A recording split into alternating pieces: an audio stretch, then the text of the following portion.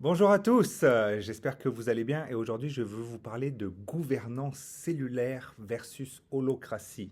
J'ai découvert l'holocratie, ce terme, il y a 7 ans à peu près, je crois, pour la première fois, mais j'avais pas trop compris ce que c'était et je me suis pas approfondi.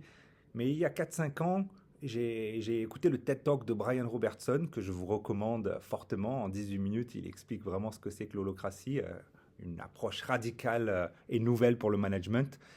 Et il explique tellement bien dans son TED Talk que ça donne envie d'aller plus en profondeur, parce qu'il explique vraiment que c'est quand tu conduis un avion, tu as ces signaux faibles qui paraissent pas si importants que ça, mais qu'en fait, ça peut sauver une vie comme dans son histoire.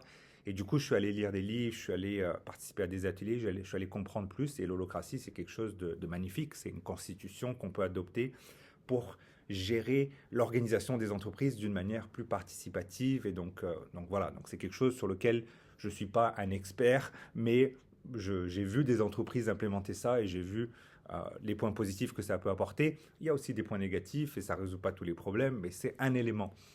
Par contre, dans les dernières années, je me suis approfondi, grâce à Coefi notamment, sur la gouvernance cellulaire.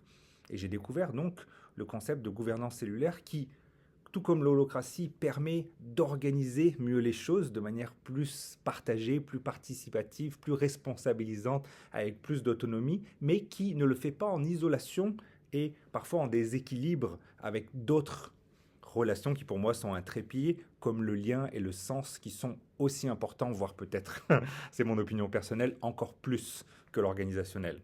L'holocratie, de ce que j'ai pu voir, peut parfois être un peu froid et du coup ne pas être suffisamment bonne comme méthodologie pour le lien.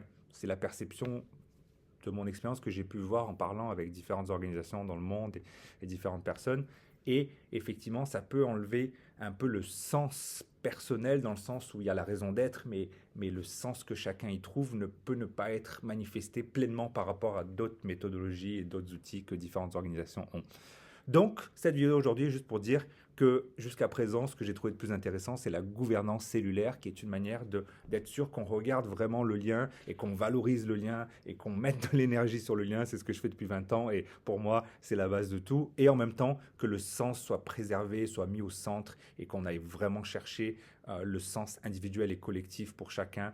Euh, comme l'a dit Viktor Frankl dans son grand livre Man's Search for Meaning, et où le sens, c'est une question de vie ou de mort, et on ne peut pas le laisser de côté, on ne peut pas le négliger. Et oui, l'organisation du travail, très important, les rôles, les responsabilités, les cercles, mais avec ce triangle, là, on a une base solide. C'est ma conviction, en tout cas pour l'instant, jusqu'à ce que je découvre quelque chose d'autre à vous partager. Une belle journée à tous.